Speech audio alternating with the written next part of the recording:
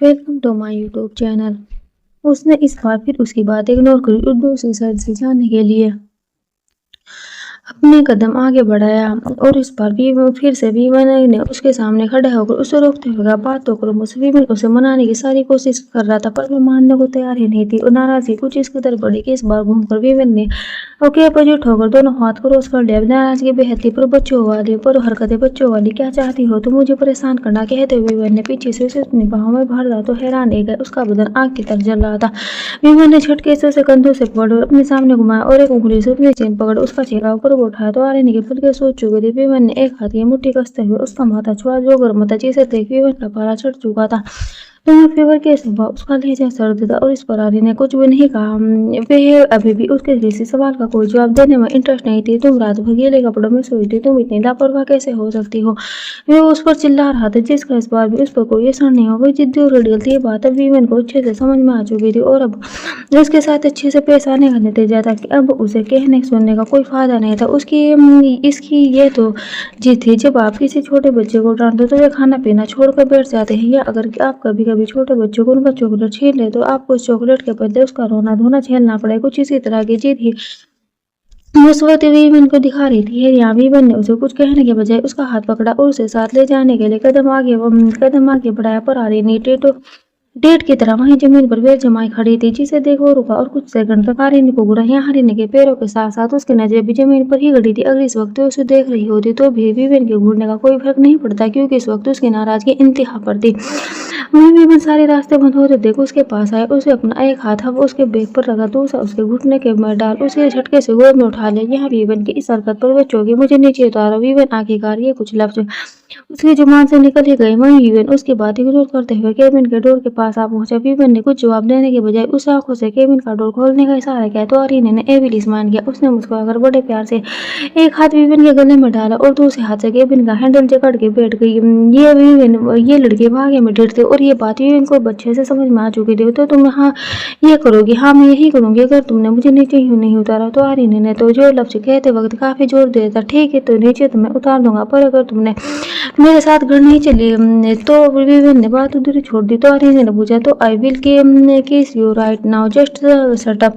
नीचे उतारो मुझे, मैं घर चल सकती हूँ। उसने दोनों पैर हवा में झुलाते हुए कहा। वो नीचे उतरने के लिए पानी में जाने के लिए किसी मछली की तरह छटपटा रही थी। विवेन ने उसे नीचे उतार दिया तो आर्यन हाथ पैर पटकते हुए केबिन से बाहर निकल के कार के पास आई। विवेन भी उसके पीछे कार के पास आया। उसने ऑफिस से बाहर निकलते ही नकदी के को खोल कर कार रोड पर बुलवा रही थी। राज ने दोनों के लिए कार का डोर खोला। दोनों कार में बैठ गए और कार हवा की रफ्तार से धूल उड़ाते हुए मेंशन से पुलिया निकल गई।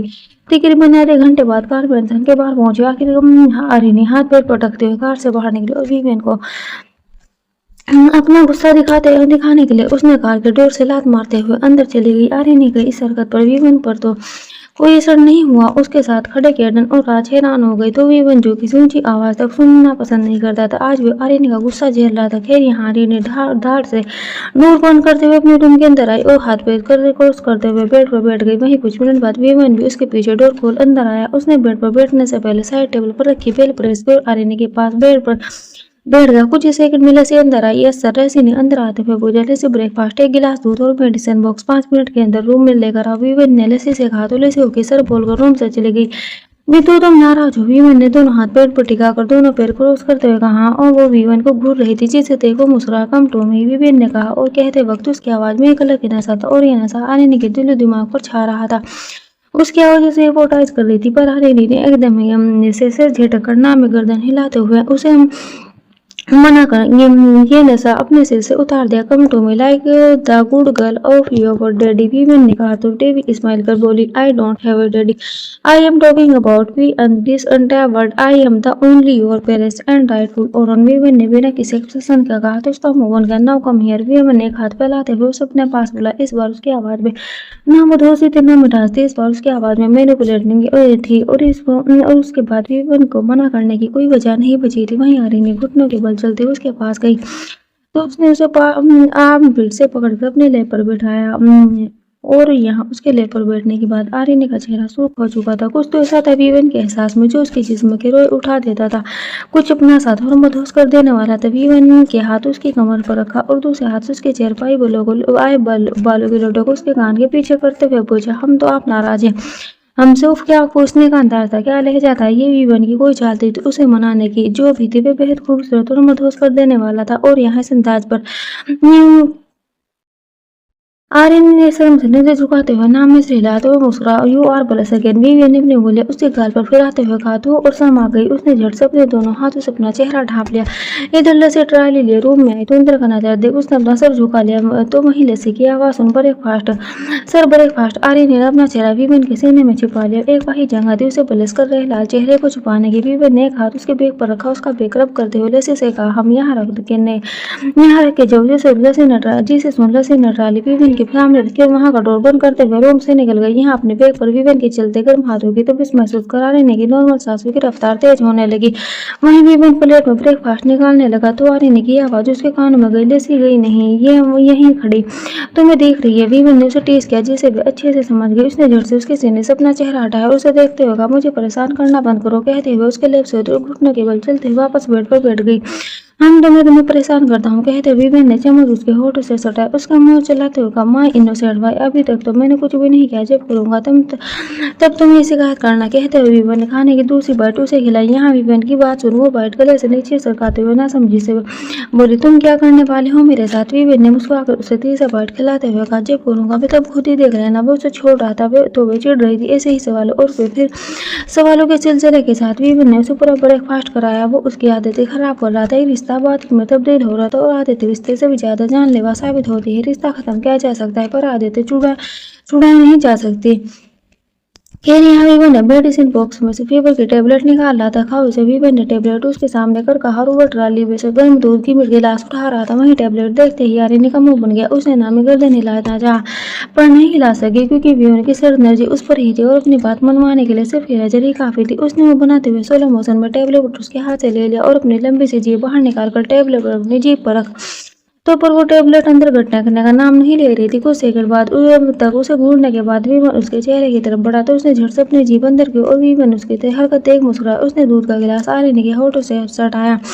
आर्यन ने उसका चेहरा देखते हुए पूरा दूध खत्म किया। मुझे घूर ब्लैकमेल करना बंद करो, कहते हुए वे बेड के करण से टिक गई। तो क्या चाहते हो, क्या करूं तुम्हारे लिए? विवेन जो खाली गिलास ट्रे में रख रहा था उसने कहा, तुम कुछ मत करो मेरे लिए, तुम्हें पता है ना तुम बिल्कुल छोटी बच्ची की तरह जिद्दी हो, कहते हुए विवेन ने उसकी नाक खींची।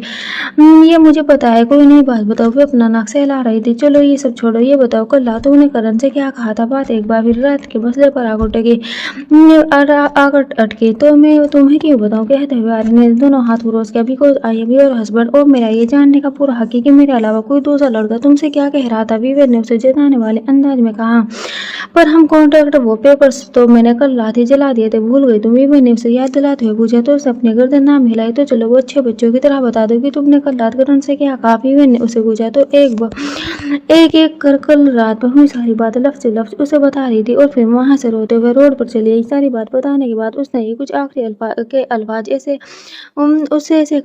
उससे कहते वक्त विवेन को परेशान करने के लिए उसने रोते हुए लफ्ज पर काफी जोर डाला था। अच्छा तुम रोते हुए आ रही थी, विवेन ने उसे पूछा तो उसने अपनी लोअर लिड को उंगली से नीचे करते हुए कहा, हाँ देखो ना रो रो के मेरा क्या हाल हो गया है, अब तो मेरे आंखों के आंसू भी सूख चुके हैं। यहाँ विवेन ने उसकी बात सुनी तो दोनों हाथ उसके कंधे पर रख उसे अपनी तरफ खींचा और उसके चेहरे पर झुककर एक एक कर उसके दोनों पलकें चूमी। यहाँ उसके होठों की तबीयत अपने पलकों पर महसूस कर बस सूख पड़ने लगी। इस तबीयत की तलाश ना जाने कब से उसे थी। If you blush like this then how will I control my self. Vivian ने उसे छेड़ा, अगर तुम ऐसे ही शर्माओगी तो मैं खुद पर कंट्रोल कैसे करूंगा? वो चौंक गई। वो चौंक गई। क्या नथिंग, उसने कहा और ये कहकर उसने एक बार फिर उसके सर को 8 मिनट से पकड़कर वापस अपनी गोद में बिठाकर आगे कहा, अब अगर करण तुमसे इस तरह की कोई बात करे तुम मुझे बताओगे और उसके सामने और उसके ऐसी बातों का कोई जवाब देने की जरूरत नहीं है तुम्हें। और मैं ये तुम्हें समझा नहीं बता रहा हूँ। वो उसके सामने वो उसके अपने सीने में समेटे किसी छोटे बच्चे की तरह उसे थपकिया देते हुए वो सारी बातें बड़े ही इत्मीनान से समझा रहा था। अगर मैं जवाब नहीं दूंगी तो तुरंत मुझे गूंगी समझेगा। वो अब गर्दन उठाकर विवेक का चेहरा देखते हुए पूछ रही थी, मैं तुम्हें कुछ भी समझे तो क्या तुम्हें इससे कोई फर्क पड़ता है? विवेक ने पूछा तो उसने झट से अपनी गर्दन नाम हिलाई और एक बार फिर उसके सीने पर अपना सर रख लिया। ये जिद्दी तो थी पर समझदार भी थी। इस लड़की पर अपना दिल फेंक के उसने कोई गलती नहीं की थी। गलती तो कल लाई तो थी उसे गलत समझने की, जिसका एहसास सब जाकर हुआ था। पर इस गलती में एक चीज जो सही होगी, कॉन्ट्रैक्ट पेपर सब खत्म हो चुके थे। पर जो पेपर्स खत्म हुए थे वे सिर्फ उस कॉन्ट्रैक्ट्स की एक कॉपी थी जो शादी की रात रावत ने वीवेन को दी थी। रियल पेपर्स तो अभी भी वीवेन के ए बी बस ऑफिस के कैबिन में ग्लास टेबल के ड्रॉर में पड़े थे। अब बस उन्हें खत्म करना बचा था। खैर यहाँ वीवेन उसे गोद में लिए उसका सिर सहला रहा था और उसके सीने पर सिर रखी उसकी सफेद शर्ट के बटन के साथ खेल रही थी। अब रूम में सिर्फ खामोशी छाई हुई थी। दोनों ने आज तक कभी एक दूसरे को कोई झाड़ नहीं किया, पर इसके बावजूद अब दोनों जो एक दूसरे के लिए महसूस करने वाले थे उसके लिए किसी झाड़ की जरूरत नहीं थी। रिश्ता मजबूत हो रहा था, उम्मीदें बढ़ रही थी, बाहर सूरज ढल रहा था। तो यहाँ कमरे में मानो नया सवेरा हो रहा हो और उस सवेरे ने कई रंग ओढ़ रखे थे। जिसमें एक था उसके प्यार का रंग। सो गई क्या तुम? कुछ खामोशी भरे लम्हों के बाद उसने आरिनी से पूछा। नहीं, आरिनी ने कहा। Take out my phone from my pocket, I am pants pocket, उसने आरिनी से कहा। जैसे सुन उसके सीने पर हरकत करते आरिनी के हाथ एकदम रुक गए। फिर गर्दन उठाकर उसे देखने लगी। ऐसे क्या देख रही हो? फोन निकालो मेरा। मैम, वीवेन के कहने पर उसने कुछ हैरानी से पूछा तो वीवेन ने कहा, हाँ तुम्हें अपना फोन खुद ही निकालना चाहिए। आरिनी ने उसे मना करने वाले अंदाज में कहा, अगर मैं फोन निकालूंगा तो तुम सीधे जाकर फर्श पर गिरोगी। वीवेन ने कहा तो उसने शक पकड़ उसका कंधा पकड़ लिया। नहीं छोड़ रहा मैं तुम्हें, अब फोन निकालो मेरा। वीवेन ने कहा तो उसने कसकर आंखें बंद की और कांपते हाथों से उसके पैंट की जेब से उसका फोन निकाला। अब क्या करूं? उसका फोन निकालने के बाद उसने वीवेन से पूछा, ये क्या है? उसने फोन देखते हुए वीवेन से पूछा। पासवर्ड है मेरे फोन का। कहते वक्त वीवेन की नजर उसके हाथों पर थी। यह पासवर्ड जानने के बाद वे गर्दन उठाकर वीवेन का चेहरा देखने लगी। इस वक्त वीवेन को उसकी आंखों में एक अलग ही चमक नजर आ रही थी। ये तो हमारी वीवेन ने उसकी बात काटी। हमारी शादी की डेट है, पर तुम अपने फोन का पासवर्ड मुझे क्यों बता रहे हो? मैं क्या करूंगी तुम्हारा पासवर्ड जानकर? उसने पूछा। केडन को कॉल वीवेन ने बताया तो उसका मुंह बन गया। तो इस वक्त उसे उस जवाब की एक्सपेक्टेशन तो बिल्कुल नहीं कर रही थी। उसे उसके मुंह से ऐसे कुछ लफ्जों की तलाश थी जो उसके दिल को सुकून दे सके। खैर यहाँ मुंह बनाकर उसने पासवर्ड डालकर फोन की स्क्रीन अनलॉक की और केडन को कॉल लगातार फोन स्पीकर कर डाला। केडन और वो लेकर अंदर आ। वीवेन ने कहकर कॉल कट करने का इशारा किया तो उसने फोन कॉल कट की। उसे यस बॉस कहने देते। आरिनी ने केडन की कॉपी की तो वो मुस्कुराया। तुम एक नंबर की शैतान बच्ची हो। आरिनी ने कुछ कहना चाहा कि डोर पर नॉक हुआ। यहाँ वीवेन ने कमिन बोलने के लिए अपना मुंह खोला है कि झट से आरिनी ने उसके होठों पर अपना हाथ रखते हुए कहा, पहले मुझे छोड़ो। तो वीवेन ने झट से उसे छोड़ दिया और वही हुआ जो नहीं होना चाहिए था। आगे फर्श पर पड़ी सिसकियां ले रही थी। बाहर डोर पर दोबारा नॉक हुआ तो नहीं तो कहा मैं तुम्हें छोड़ दूं क्या? और वीवेन ने उसे गोद में उठाने के लिए हाथ आगे बढ़ाया। मुझे क्यों गिराया? अब मुझे नहीं आना तुम्हारे पास, उसने सिसकिया लेते हुए वीवेन से कहा। वहीं वीवेन ने उसकी बात इग्नोर की और उसे गोद में उठाकर बेड पर बिठाते हुए कहा, हम कम इन। रूम का डोर खोल केडन हाथ में एक पैकेट लिए अंदर आया। केडन ने पैकेट टेबल पर रखा और डोर बंद करते हुए चला गया। ये क्या है? आरिनी ने टेबल पर रखा पैकेट उससे पूछा। तुम खुद ही देख लो। वीवेन ने पैकेट टेबल से उठा कर उसके आगे करते हुए कहा और ये कहकर वे वापस बेड पर बैठ गया। और आरिनी ने पैकेट में से गोल्डन कलर का सिक्योर बॉक्स निकाला और बॉक्स खोलने लगी तो हैरान रह गई। उस गोल्डन बॉक्स में ब्लैक कलर की एम्ब्रॉयडर्ड की साड़ी थी जिस पर लगे छोटे छोटे डायमंड उसकी आंखों में मोती की तरह चमक रहे थे। उसने साड़ी पर हाथ फेरा तो हैरान हो गई। शादी के कपड़े का मटेरियल एकदम मखमल सा था। इस बात से जाने की ये साड़ी इंडिया के टॉप के डिजाइनर के पास है। भाभी मैंने खुद जाकर उसके लिए बनवाई थी। वे साड़ी का मटेरियल और डायमंड दोनों पहचानने में नाकाम रही। साड़ी के साथ बॉक्स में ब्लैक कलर के डायमंड लगे हुए बैंगल्स और डायमंड ईयर रिंग भी रखे थे। ये मेरे लिए है, उसने गर्दन उठाकर वीवेन से पूछा। तुम एक इकलौती लड़की हो मेरी जिंदगी में, तो तुम्हारे अलावा और किसकी के लिए लाऊंगा ये सब? वीवेन ने उससे कहा तो वे मुस्कुराई। पर तुम ये सब क्यों लेकर आए हो? आज रात हम एक पार्टी में जा रहे हैं और आज की पार्टी में तुम ये साड़ी पहन कर चलोगी मेरे साथ। आर्यन के पूछने पर वीवेन ने उसे बताया क्या प्राइस है इसकी। अब तो वो साड़ी का प्राइस पूछना चाह रही थी या तो उसे पैसे वापस करना चाह रही थी। 3 लाख। आर्यन ने उसके बाद कुछ चौंकते हुए बीच में काटी। इतनी महंगी साड़ी सिर्फ लाख सुनने भर से उसका मुंह खुला का खुला रह गया था। वीवर उसे नहीं बता सका ये साड़ी 3 करोड़ की है। उसे बताना चाहता भी नहीं था। अगर बताना होता तो उसे प्राइस उल्टा करके ही नहीं बताता। हम उसने मुस्कुराकर आर्यन से कहा, पर मुझे तो साड़ी पहननी आती ही नहीं। कहकर आर्यन ने मुंह लटकाया। कोई बात नहीं, नसी पहना देगी। अगर उसने सही से नहीं पहना तो अब तो वो अपना दिमाग भिड़ा रही थी। तो तुम क्या चाहती हो कि मैं तुम्हें साड़ी पहनाऊं? कहकर वो उसके करीब बैठ गया तो वे शर्मा अब उसने अपने दोनों हाथों से अपना चेहरा ढका और नामे गर्दन हिलाए। नहीं नहीं, कैसी बातें कर रहे हो, लसी ही साड़ी पहनाएगी, पर तुमने कभी अभी तो कहा कि वे तुम्हें साड़ी नहीं पहना पाएगी। विवन ने उसे छेड़ने वाले अंदाज में कहा। उसे आता होगा साड़ी पहनाना, वे लड़की है और लड़कियां ही दूसरी लड़कियों को साड़ी पहनाती है, ना कि लड़के, उसने कहा। तो उस पर विवन ने बेड से उठते हुए कहा, हम समझ गया, चलो अब थोड़ी देर रेस्ट कर लो तुम, तब तक मैं कुछ काम खत्म कर लेता हूँ और तुम 2 घंटे बाद रेडी हो जाना। वीवन ने उसे बेड पर लेटाते हुए कहा। जिसे सुनकर आर्यन ने अपने पलकें झुकाई और वीवन उसे ब्लैंकेट से कवर कर रूम की लाइट्स ऑफ करते हुए उसके रूम से निकलकर स्टडी रूम में चला आया। उसने जैसे ही अपना लैपटॉप इस स्टडी रूम में मंगाया और लैपटॉप अपना काम करने लगा। 2 घंटे की नींद लेने के बाद आर्यन इस वक्त लस्सी के साथ अपने रूम में साड़ी पहनने की मशक्कत कर रही थी। उसने विवन से यूं ही कह दिया था कि लस्सी उसे साड़ी नहीं पहना पाएगी, पर उसके ये बात सच ही साबित हुई। लस्सी को साड़ी पहनाने में नाकामयाब रही। उसे साड़ी पहनना नहीं आता था क्योंकि लस्सी विवन की जैसी सर्वेंट थी जो विवन के साथ इंडिया आई थी। आर्यन और लस्सी दोनों मिलकर जब साड़ी को आर्यन के दोनों कंधे पर रखती तो साड़ी फिसलकर नीचे फर्श पर फैल जाती। लस्सी कभी पूरी साड़ी मोड़कर उसके शेप में डाल उसका घाघरा बना देती तो आर्यन कभी साड़ी को धोती की तरह लपेट लेती। वे दोनों ये काम पिछले 35 मिनट से मन लगाकर कर रही थी, पर अब आर्यन ने साड़ी पहनने की मशक्कत करते करते फ्रस्ट्रेशन होने लगी। उसने साड़ी समेट और लस्सी से कहा, लस्सी हम एक काम करते हैं, हम साड़ी को कट करके 2 पार्ट्स में डिवाइड कर देते हैं, एक पार्ट में दुपट्टे की तरह और लूंगी और दूसरे पार्ट को स्कर्ट की तरह तुम पहना देना, कहकर वो मुस्कुराई। उसकी साथ मुस्कुराहट थी। लस्सी को भी आर्यन की बात सही लगी तो उसने अपना सर हाँ में हिलाया। जाओ जाकर सिर जुड़ाओ लस्सी, उसने साड़ी को डबल करते हुए लस्सी से कहा। लस्सी ने ओके मैम का और सीजर लाने के लिए चली गई। लस्सी रूम में वापस दबाई जब आर्यन ने ट्रॉली में रखी हुई चॉकलेट अपने मुंह में दबाया था।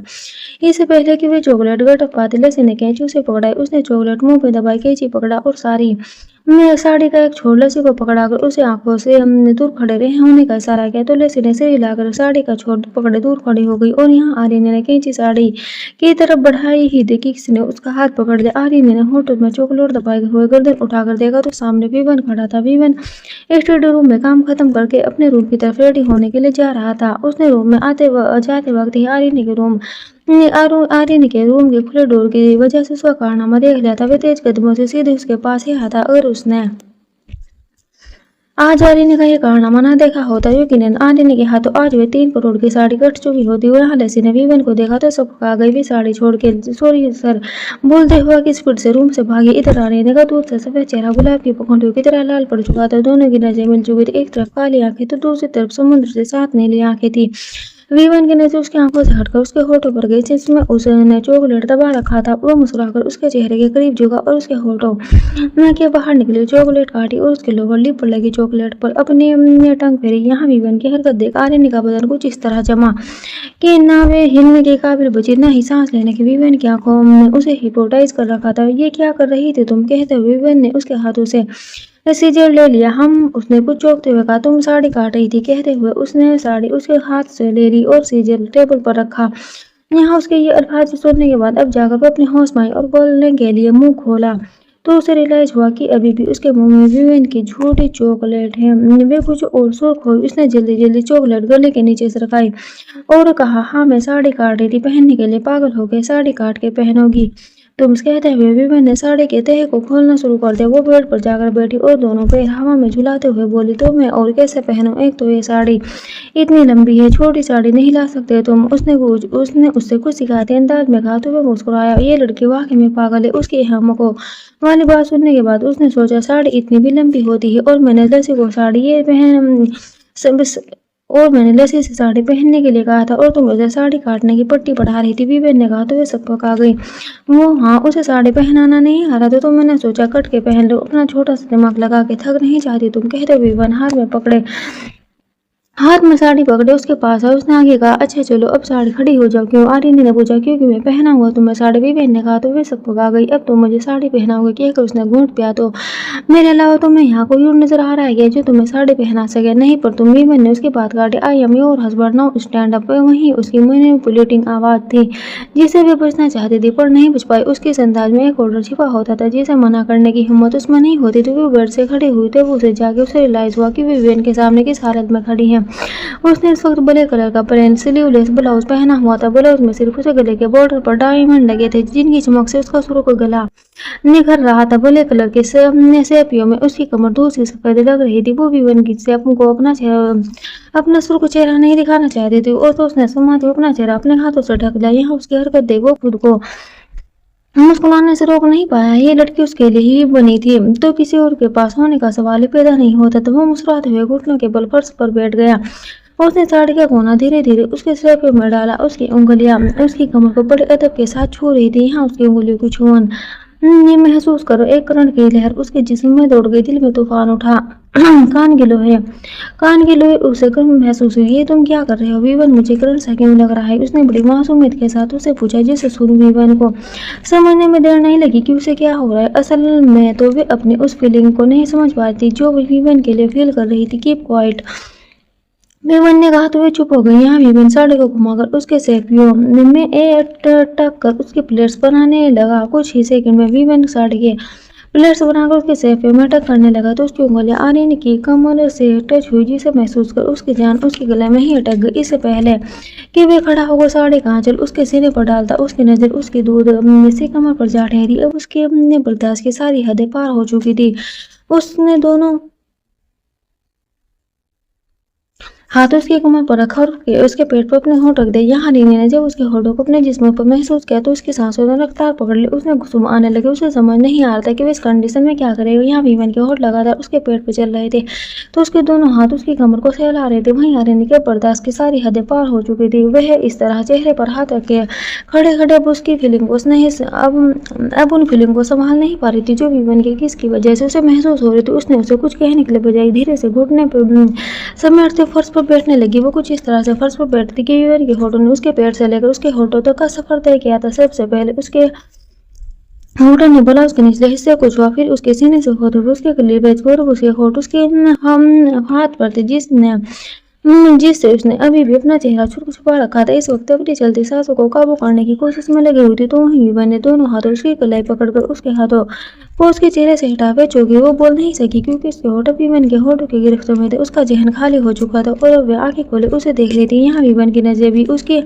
आंखों में ही झांक रही थी। उसने आर्यन की आंखों में देखते हुए उसका हाथ छोड़ा और उसे कमर से पकड़कर अपने जिस्म से सटा लिया, तो आर्यन की जान गले में ही अटक के रह गई। उसका जिस्म ठंडा पड़ गया। उस अपने जिस्म में एक अजीब सा खालीपन महसूस हुआ, तो वहीं उसके दिल में शोर मच गया। इससे पहले कि वह इन फीलिंग के अलावा हमने कुछ और समझ पाते विवन के गर्म हाथ उसे अपने कमर पर महसूस हुआ। उसने महसूस किया कि उसके हाथ लगातार उसकी कमर पर चल रहे थे। इधर विवन अब उसके लोअर लिप को सक कर रहा था। किस करते हुए उसने आर्यन को जो आंखें खोले देखे उसे देख रही थी छेड़ने के लिए आए हुए किया और अपने दोनों आंखें बंद कर बड़ी शिद्दत से उसके होठों को चूमने लगा। वहीं आर्यन ने जब उसे आंख बंद करते हुए देखा तो छटपटाते हुए अपने दोनों हाथ उसके कंधे पर मारने लगे, तो विवन ने उसके दोनों हाथों को पकड़ के अपने गले में डाल लिया और उसे कमर से जकड़कर उसके दोनों लिप को एक साथ सक करने लगा। यहाँ विवन की हरकत देख उसके पेट में तितलियां उड़ने लगी।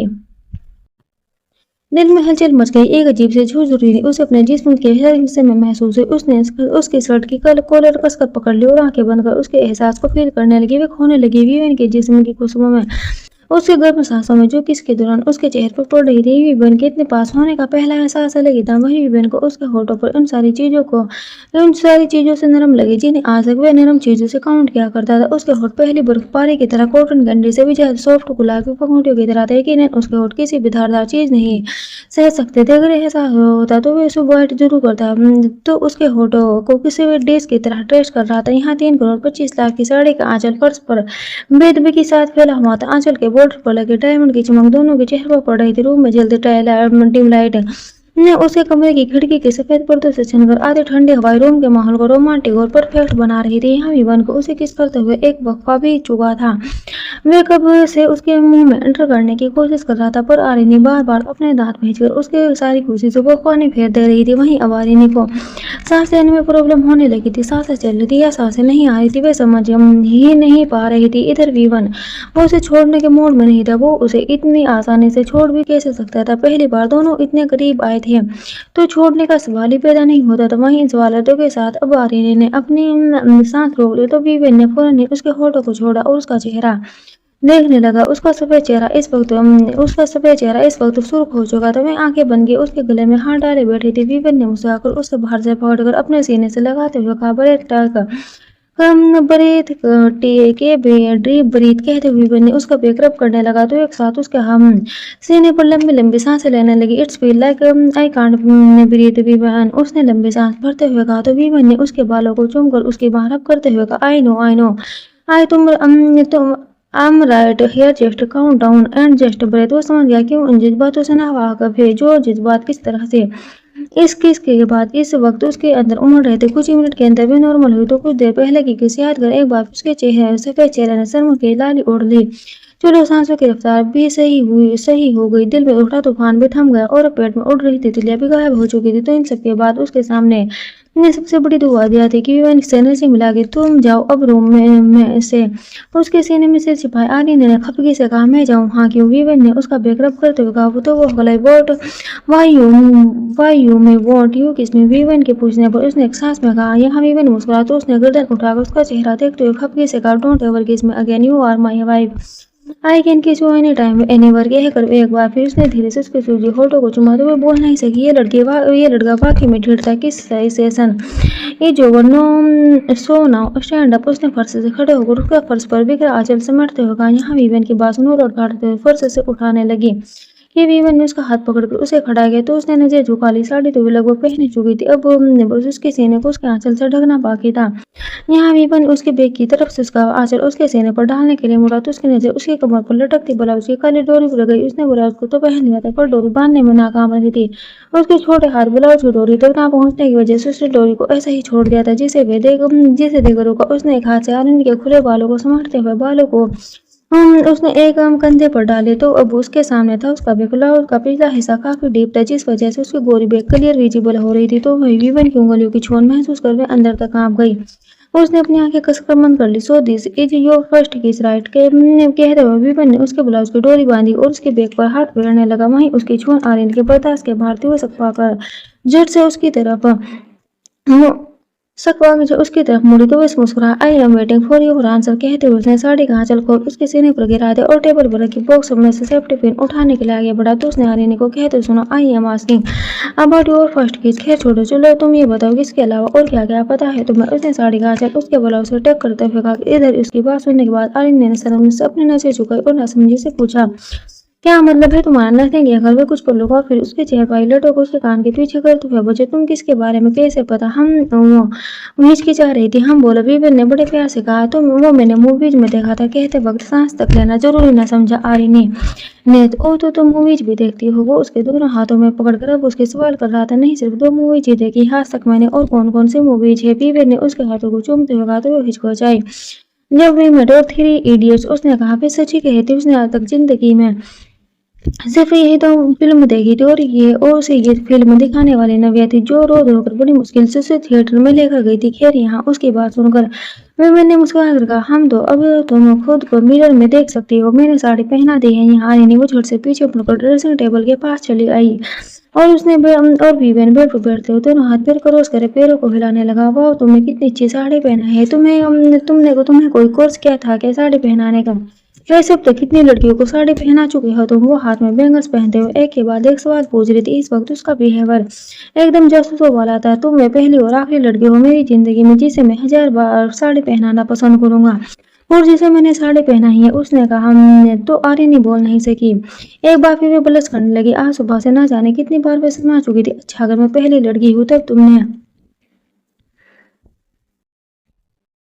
मुझे इतनी अच्छे से साड़ी कैसे पहना दी? वे कुछ खामोश हुए। लहमे के बाद उसने उससे पूछा, मैंने यूट्यूब में देखा था कि लड़कियां साड़ी कैसे पहनती है। कहते वक्त उसकी नजर मिरर में झलक रही आर्यन की अक्सों को देख रही थी। तो तुम यूट्यूब पर रोज लड़कियों को साड़ी पहनते हुए देखते हो? ये सवाल उसने खटाक से किया था। तो विवन से जवाब उसका खटाक से मिला, नहीं मैंने सिर्फ आज ही देखा था, वे भी तुम्हारे लिए, क्योंकि मुझे पता था कि लसी तुम्हें साड़ी नहीं पहना पाएगी। झूठ मत बोल, तुम यूट्यूब पर लड़कियों को देख रहे थे। अब कान में ग्लव्स पहन रही थी। हाँ, तो मैंने कब कहा कि मैं लड़के देख रहा था? ऑफ कोर्स लड़कियों को ही देख रहा था, पर किसी लड़की को भी तो तुम्हारे लिए ही देख रहा था। विवन के इस जवाब ने भी आर्य को लाजवाब कर दिया था। उसने इस जवाब का तोड़ खोजने के लिए अपना जहन तलाशना शुरू किया। कुछ मिनट गुजरने के बाद भी उसके इस जवाब का कोई सवाल न तलाश कर पाई तो उसने उसकी तरफ मुड़ते हुए कहा, तुम बहुत तेज हो विवन। अच्छा चलो चलो अब जाओ मेरे रूम से, मुझे रेडी होना है। अब और क्या बचा है? विवेक ने बेड से उठकर दोनों हाथ पैंट की पॉकेट में डालते हुए पूछा।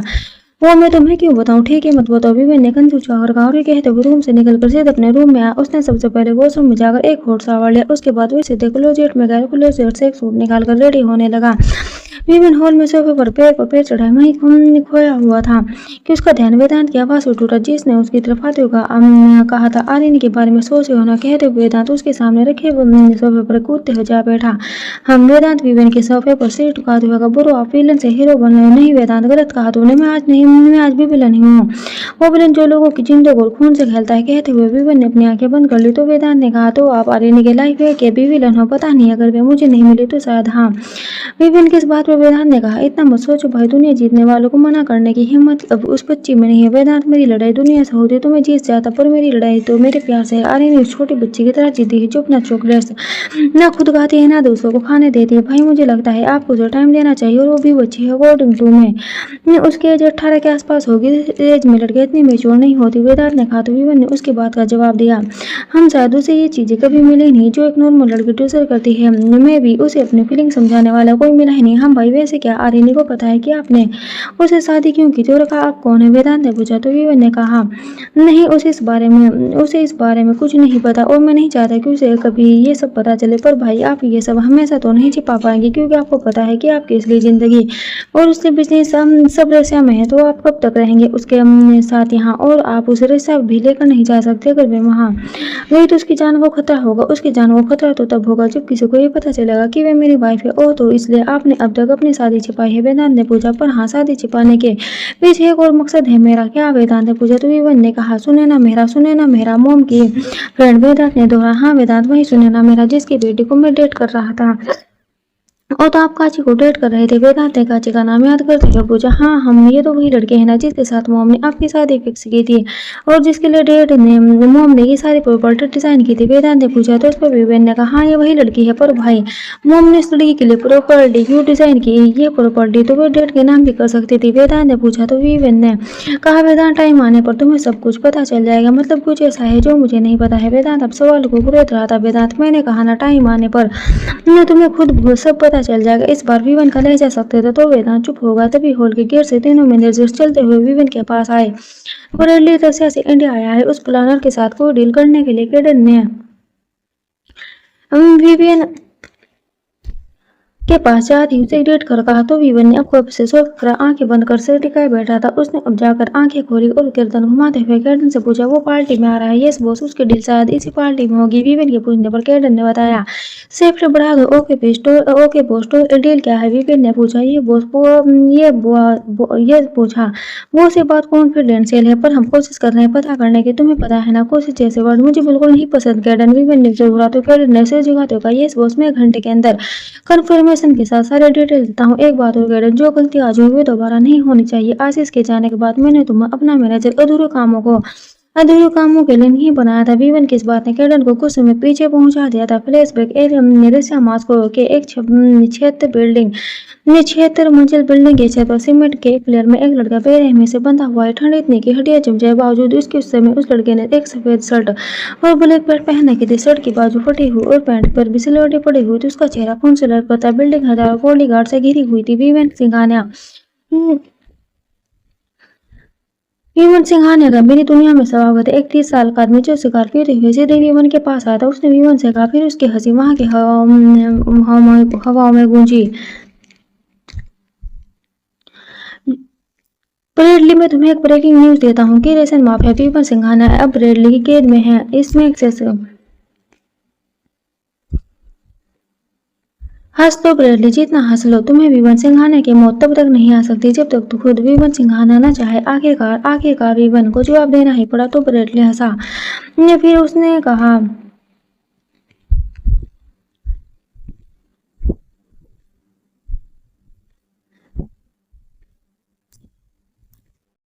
गलिनानो आशीष पिटन्स के पीरियडम, तुम अपने लेफ्ट हैंड और पर्सनल असिस्ट के बिना कुछ बनी हो। सिंघानिया, गलिना तो मेरे पास और आशीष ने तो मेरे गद्दारों के साथ हाथ मिला लिया। You are also my traitor. Bradley, Vivek ने तंज कसा। तभी गोलियों की आवाज मारकर फजा में गूंज उठी। आवाज इतनी कि लोगों के कान फट जाए। इससे पहले कि ब्रेडली को समझ पाता, कुछ आदमी काले कपड़ों में सीधा सीढ़ी और छज्जों से कूदते हुए रूप पर आए और वहां खड़े आदमियों पर गोलियां चलाना शुरू कर दी। तो बरेली ने अपने गन निकाले, वीवन की ओर बढ़ा। Don't dare to touch me good for the fault word Bareilly. एक लड़का ब्लैक कलर की लेदर जैकेट और जींस पहने दो गन के साथ खेलते हुए बरेली के सिर पर गन पॉइंट कर दिया। और उस लड़के ने दूसरे हाथ में भी गन पकड़े हुए वीवन जिन रस्सों से बंधा था उन रस्सों की तरफ गन करते हुए बरेली से कहा, how was my move Bradley. तो बरेली ऐसा, oh so now the kid it tried to me a father. Bradley ने कहा। उस तो लड़के ने वीवन के रस्सों से शूट करते हुए कहा, हंसा और बरेली को शूट करने के लिए ट्रिगर दबाया। तो वीवन जो रस्सों से बाहर निकल रहा था उसने कहा, wait he is my victim. कहकर उसने दोनों हाथ को ऊपर कर इंटरवाइन करते हुए अंगड़ाई ली, फिर दोनों हाथ पैंट के पॉकेट में डाल सिर घुमाते हुए कहा, so what are you taking about Bradley the great Vivian Singhania the Russian mafia is over prisoner right. तो तुम क्या कहते बरेली के रसन माफिया वीवन सिंघाना तुम्हारी कैद में है। कहते हुए तेज कदमों से चलकर बरेली के पास आया तो वे सकबका और भागने लगा। लड़के ने उसे कूलर से पकड़कर वीवन के कदमों में धकेल दिया। वहीं दूसरी ओर हर तरफ लाशें हिला से बिछी तो और रूफ की चमचमाती टाइल्स पर खून की धारा चमकते हुए बह रही थी। वीवन ने उसे कॉलर से पकड़ा और फर्श से खड़ा कर उसके चेहरे पर एक पंच मारते हुए कहा, let me give you breaking news Russian drone Bareilly last the fort in the accident. चलो मैं तुम्हें एक ब्रेकिंग न्यूज देता हूँ कि रशियन ड्रोन बरेली ने हंस में गवाया अपना पैर। कहते हुए ब्रेडली को घसीटते हुए पिलर के पास लेकर उसका सिर पिलर में बिठा दिया। यहाँ पिलर में भिड़ने के बाद बरेली का सिर बुरी तरह चकरा गया था। उसका सिर खून से लथपथ हो गया। उसकी आंखों के सामने वीवन का धुंधला चेहरा नमूदार हुआ। उसने क्लियरली तो नहीं पर इतना जरूर देख लिया था कि उसके सामने खड़े वीवन के हाथ में एक लोहे की रॉड है, जिसे देखकर उसकी जान उसके हलक में अटकी। उसने अपने कांपते हाथों को एक किया और गले में अटक चुकी आवाज को निकालने की मशक्कत करने लगा, पर इससे पहले कि वे कुछ कह पाता रोड के भयंकर वार से उसका पैर दर्द से तड़प उठा, जिसमें से कपकपी आई। उसका दर्द भरी चीख वहां की हवा में गूंज उठी। सिर से खून लगातार बह रहा था। पैर की हड्डियां टूट चुकी थी। आवाज गले में ही दम तोड़ चुकी थी। बदन में दर्द इतना कि वे झेलते झेलते मर जाए। अब और क्या बचा था। वो फर्श पर लेटा वीवन के अगले बार के बारे में सोच रहा था, पर इस बार भी उसे सोचने का ज्यादा वक्त नहीं मिला और एक बार फिर उसकी चीख वहां की हवा में गूंज उठी। बरेली की चीख इतनी तेज थी कि उस लड़की को अपने कानों के पर्दे फटते नजर आए। इस बार वीवन ने सबसे पहले उसके हाथ पर फिर उसके गले पर वार किया था। अब बरेली की हालत लगभग अधमरी हो चुकी थी। अब न वो उसकी जान लेने के काबिल बचा था, न अपनी जान की भीख मांगने के काबिल। यहाँ वीवन उन्हें उसे मारने के बाद लोहे की रोड को फर्श पर फेंका तो टाइल में दरारें पड़ गई। वीवन उसके पेट पर पैर रखते हुए फर्श पर बैठा, उसके चेहरे के करीब झुकते हुए कहा, don't worry Bradley, I am not going to kill you. Your death will come when you rub your nose in front of me and beg for it. And today you are not even of asking for mercy. चिंता मत करो बेटे, मैं तुम्हें आज नहीं मारूंगा। तुम्हारी मौत तो उस दिन आएगी जी मेरे सामने तुम नाक रगड़ के अपनी मौत की भीख मांगोगे और आज तुम इस काबिल में नहीं बचे तुम मुझसे भीख न मांग पाओ। वीवन के कहने का अंदाज और उसका डरावना चेहरा किसी मॉन्स्टर की तरह बरेली के दिल को दहला गया। उसकी खून भरी आंखों में झलक रहा वीवन का अश्क उसे राक्षस की तरह दिखा था। वीवन के ने उसके पेट से पैर हटाया, उसकी हथेली की उंगलियों पर अपना प्लेग सूजल करते हुए clean everything and admit him to hospital कहते हुए बिल्डिंग से बाहर निकल आया। उसे जाते देखो लड़का अपने आदमियों को इंटरेस्ट करते हुए उसके पीछे चला गया। इस वक्त मैं तेज कदमों से आवारों की तरह मुंह में सिगरेट दबाई, लाइटर की लो सिगरेट के निचले हिस्से में छुआते हुए रस्सिया की सड़कों पर चल रहा था। फिर लड़का भी बिना कुछ कहे उसे पीछे उसके कदम से कदमों को मिलाकर चल रहा था। तुमने मुझे क्यों बचाया? वीवन ने सामने देखते हुए सिगरेट का धुआं छोड़ते हुए अपने पीछे चल रहे लड़के किससे पूछा, जिसे सुनकर लड़का तेज कदमों से उसके पास है। उसने सामने देखते हुए रशिया के माफिया को बचाना मेरा फर्ज था। नाम और कोड लड़के से पूछते हुए वीवन ने सिगरेट फोटो से सटाई। Kaden and code everything is connected. Kaden ने वीवन के पूछने पर बताया, हम दोनों ने भेजा है तुम्हें। अब उसकी नजर वहाँ की बड़ी बड़ी बिल्डिंग खसती। यस बॉस, गुड, तो आज से तुम मेरे लेफ्ट हैंड। वीवन ने कहा तो केडन ने उसका ऑफर ठुकराया, पर मुझे नहीं बनना, मुझे सिर्फ आपको बचाने के लिए भेजा गया था। इट्स माय ऑर्डर केडन, और मेरी बात टालने का हक उसके पास भी नहीं है जिसने तुम्हें भेजा है।